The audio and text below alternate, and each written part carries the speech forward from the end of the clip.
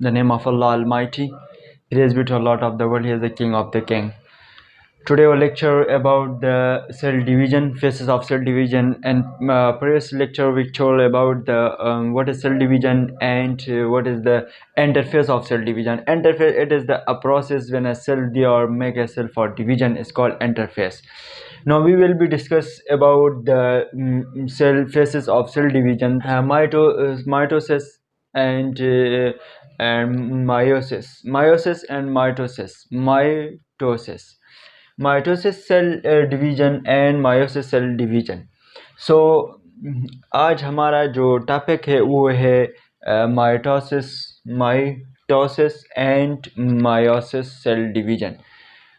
ये दो फेज़ है जो कि सेल डिवीजन के। मायोसिस सेल डिवीजन जो है ये एक ग्रीक वर्ड्स है। ये टू साइंटिस्ट था, जर्मन के टू साइंटिस्ट था। उन्होंने जब साइंस में उन्होंने सेल डिवीजन पे उन्होंने जब एक्सपेरिमेंट शुरू किए तो इसमें एक साइंटिस्ट जो था वो था वेथर फ्लेमिंग। सेल डिवीजन माइटोसिस को उसने माइटोस वर्ड्स में चेंज कर दिया, ग्रीक वर्ड्स उसको दे दिया। इसके साथ एक मैंने इधर लिखा है एक स्टॉर्स बर्गर जो एक साइंटिस्ट था, उन्होंने प्लांट के सेल पे एक्सपेरिमेंट किया, लेकिन उन्होंने जो है जो वेदर फ्लेमिंग जो था उन्होंने एनिमल के सेल पे एक्सपेरिमेंट किया।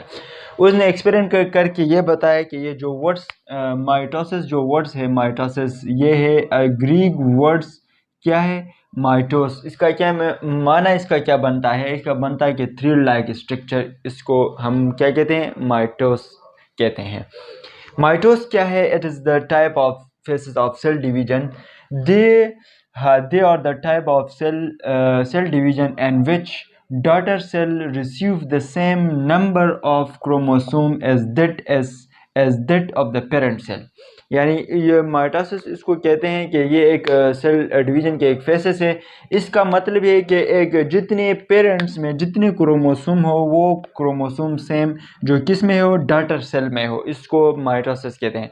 फॉर एग्जांपल हमारे पास एक सेल है पेरेंट की, ये है पेरेंट सेल है।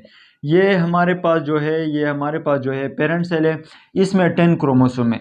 ये डिवाइडेड हुए, क्या है, ये डिवाइड हो गए और इसमें भी 10 क्रोमोसोम, ये 2 पार्ट में डिवाइडेड हो गए डॉटर सेल में। और हर एक डॉटर सेल जो है इसकी 10 क्रोमोसोम, यानी सेम जिस तरह पेरेंट की क्रोमोसोम सेम थी इस तरह डॉटर के क्रोमोसोम भी सेम हो जाएगा। इसको हम कहते हैं माइटोसिस कहते हैं। माइटोसिस के फिर हमारे पास 2 स्टेज है। Number 1 stage kerokinesis and cytokinesis। Kerokinesis, kero means cytoplasm, kinesis means divided, and cyto means cytoplasm divided। kero means nucleus and cyto means cytoplasm। यानी इसमें केरो काइनेसिस जो है इसमें जो है न्यूक्लियस की डिवीजन होता है और साइटोप्लाज्म जो है इसमें जो है साइटोप्लाज्म का डिवीजन होता है। न्यूक्लियस की डिवीजन में हमारे पास फिर कुछ फेज़ है। इस फेज़ को हम इस तरह याद कर सकते हैं, पेरोफेस, मेटाफेस, एनाफेस, टेलोफेस। ये PMAT मैंने लिखा है कि ये वर्ड्स आप लोगों को याद हो जाए, ये बहुत फिर आप लोगों के लिए इजी हो जाएगा। पेरोफेस, मेटाफेस, एनाफेस, टेलोफेस, ये 4 फेजेस है जो कि केरोकाइनेसिस जो है माइटोसिस की टाइप्स है। केरोकाइनेसिस इसमें ये फेज होते हैं।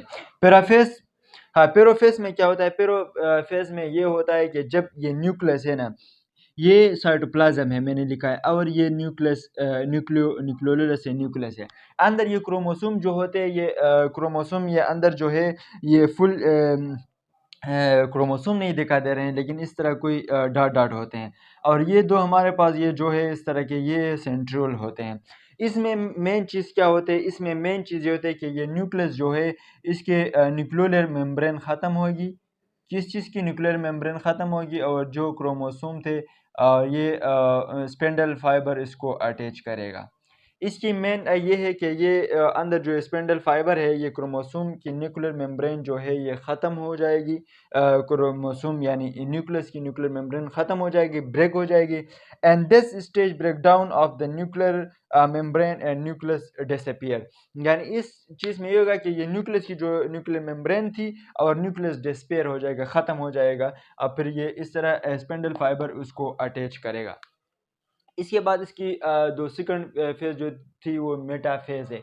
मेटाफेज में क्या होगा, मेटाफेज में जब न्यूक्लियर स्पेंडर उसको अटैच करेगा तो इसको न्यूक्लियर स्पेंडर इसको इसलिए अटैच करेगा क्योंकि पहले ये जो हमारे पास जो क्रोमोसोम थे वो थे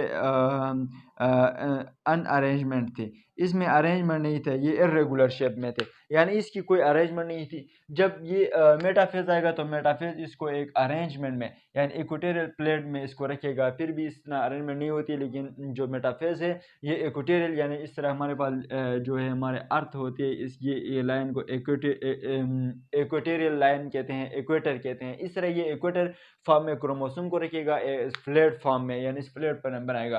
क्रोमोसोम अरेंज फॉर्म में होगा और क्रोमोसोम को ये क्या करेगा, क्रोमोसोम को अरेंज करेगा स्पेंडल फाइबर के जरिए। इसको हम क्या कहते हैं, मेटाफेज कहते हैं। इसके बाद हमारे पास जो थर्ड टाइप है वो anaphase. Prophase, metaphase, anaphase. Anaphase जो हमारे पास है ये क्या होगा, एनाफेज हमारे पास ये होगा कि जब ये स्पेंडल फाइबर जो है ये स्पेंडल फाइबर पुल करेगा किसको, क्रोमेटेड को, टू अपोजिशन पोल।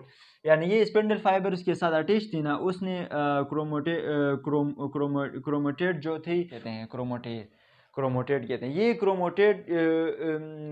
क्रोमेटेड जो थी इसको न्यूक्लियस इसको स्पेंडल फाइबर के ज़रिए अपोजिशन यानी एक दूसरे के अपोजिट जो थी उसको पुल करेगा, एक दूसरे के इस तरह गैप बनेगी। अगर और ये जो सेल मेम्ब्रेन थी ये इस तरह सेल मेम्ब्रेन अंदर से जाएगा, एनवर्ड सेल मेम्ब्रेन जो थी एनवर्ड द सेंटर यानी सेंटर के एनवर्ड जाएगा, इसमें बसरी भी होगी। ये मेटाफेज जो है इसको क्रोमोसोम को अरेंज करेगा स्पेंडल फाइबर के जरिए, और एनाफेज जो है स्पेंडल फाइबर के जरिए क्रोमेटेड को क्या करेगा, पुल करेगा अपोजिट पोल्स, एक दूसरे को अपोजिट पुल करेगा और जो सेल मेम्ब्रेन थी वो एनवर्ड द सेंटर हो जाएगा।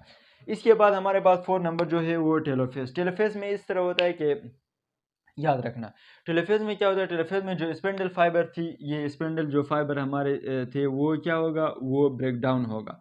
स्पेंडल फाइबर हमारे पास ब्रेक डाउन हो जाएगा। ब्रेक डाउन होने के बाद a number involve from around the chromosome, यानी क्रोमोसोम के इर्द गिर्द एक जो है एक न्यूक्लियर इन्वॉल्व होगा। किसकी, क्रोमोसोम के इर्द गिर्द एक न्यूक्लियर मेम्ब्रेन आ जाएगी।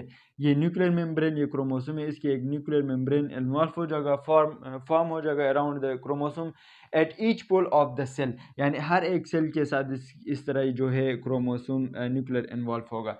ये क्या थी, स्पेंडल फाइबर इसमें ख़त्म होगा, पुल करेगा और इस इधर जो है स्पेंडल फाइबर ब्रेक डाउन हो जाएगा और न्यूक्लियर इन्वॉल्व जो है क्रोमोसोम के अराउंड होगी और ईच पुल जो है नंबर इसमें ये 4 टेलोफेज हो गया। टेलोफेज में फिर ये डिवाइड होगा, ये एक अलग सेल होगा, ये एक अलग सेल हो गया, सही है, ये सेल डिवीजन होगी। इसके बाद हमारे पास जो है साइटोकिनिन काइनिन। साइटोकाइनिन्स जो है इसमें किस चीज़ की डिवीजन होती है, इसमें साइटोप्लाज्म की डिवीजन होती है। फॉर एग्जांपल ये हमारे पास क्या है, ये हमारे पास न्यूक्लियस है, ये हमारे पास न्यूक्लियस है, ये हमारे पास साइटोप्लाज्म है। जब ये न्यूक्लियस जब ये न्यूक्लियस की डिवीजन हो गए, सेल मेम्ब्रेन एक्शन हाँ मायोसिन, मायोसिन एक्स, ये क्या है, ये एक प्रोटीन है। जब न्यूक्लियस की डिवीजन होगी साइटोप्लाज्म रह जाएगा तो एक मायोसिन एक जो है प्रोटीन है, सेल मेम्ब्रेन एक्शन में आ जाएगा। सेल मेम्ब्रेन जब एक्शन में आ जाएगा तो वो भी डिवीजन का अमल शुरू करेगा, इसको सिग्नल देगा। किसको सिग्नल देगा, सेल मेम्ब्रेन को सिग्नल देगा, साइटोप्लाज्म को सिग्नल देगा और ये साइटोप्लाज्म इस तरह जो है एन साइड हो जाएगा। जब ये एन साइड हो जाएगा तो ये एन साइड को हम क्या कहते हैं, क्लेवेज फ्रॉन, इसको हम क्लेवेज फ्रॉन कहते हैं। क्लेवेज फ्रॉन इसलिए कहते हैं कि ये एक दूसरे के साथ बिल्कुल ही इस तरह ये एक दूसरे के साथ बिल्कुल ही अटैच हो जाएगा। ये एक दूसरे के साथ बिल्कुल ही अंदर से ये क्लेवेज जो है फ्रॉन आ जाएगा और एक दूसरे के साथ अटैच हो जाएगा। ये किस चीज़ की वजह से, ये मायोसिन प्रोटीन है, इसकी वजह से ये साइटोप्लाज्म को एक्शन करेगा और साइटोप्लाज्म जो है क्लेवेज फेरो बनाएगा। एक बात याद रखना, ये जो है प्लांट के एक अलग जो है ये तो एनिमल में ये जो बनाएगा ये एनिमल में क्लेवेज फेरो बनाएगा, लेकिन प्लांट की जो सेल है, जब न्यूक्लियस, ये न्यूक्लियस है, जब न्यूक्लियस डिवाइडेड होगा, दो न्यूक्लियस डिवाइडेड होगा और ये साइटोप्लाज्म रह गई, तो इसमें ये एक आती है जो इसको क्या कहते हैं, फायरोजीन प्लास्ट कहते हैं, फायरोजिनोप्लास्ट कहते हैं। ये फायरोजिनोप्लास्ट जो है ये एक जो है सेल बनाएगा, इसको ये क्या है, गाल्जी बॉडी से आएगा और ये गाल्जी बॉडी जो है गाल्जी वेसल बनाएगा। इसमें जो होगा ये चीज़ जो इसमें होगा, ये गाल्जी वेसल, ये इस तरह सुराख सुराख की तरह होगा, ये गाल्जी वेसल होगा। ये गाल्जी वेसल जब जो है साइटोप्लाज्म जब डिवीजन हो जाएगा, तो ये गाल्जी बॉडी ये एक दूसरे के अंदर ये एक खाली रह जाएगा। जब ये खाली रह जाएगा इस तरह दरमियान में खाली, ये फिर सेल वॉल है। सेल वॉल तो हम जानते हैं कि सेल वॉल क्या चीज़ है, प्रोटेक्टिव लेयर है, अटैचमेंट के लिए होता है, सपोर्टिंग के लिए होता है, फिर इसके दरमियान में सपोर्टिंग होते हैं। ये जो गाल्जी वेजल होते हैं ये प्लांट के सेल में होते हैं, और जो क्लेवेज फेरो होते हैं ये एनिमल के सेल में होता है। अब ये इम्पोर्टेंट ऑफ माइटोसिस, हाँ,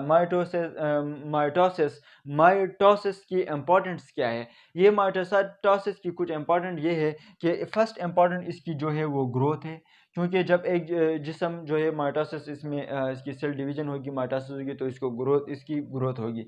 दूसरी इसके साथ हीलिंग ऑफ द वॉन्ड्स होते हैं, यानी जब एक जिसम जो है जब किसी ह्यूमन की, एनिमल की, प्लांट की, जिसकी बॉडी पार्ट्स या कोई जो है बॉडी पे कोई ज़ख़म आ जाएगा, तो इसको पुर करने में क्या कहते हैं, माइटोसिस मदद देता है। एक एक नुकसान इसमें जो है कैंसर, ये अनकंट्रोल सेल डिवीजन जो है, कैंसर हमारे पास होती है, जिसकी ये कैंसर एक्चुअली होता है अनकंट्रोल सेल डिवीजन, यानी इसकी हम कंट्रोल नहीं कर सकते हैं, इसको हम कैंसर कहते हैं, और ये कैंसर को भी कंट्रोल कर सकते हैं।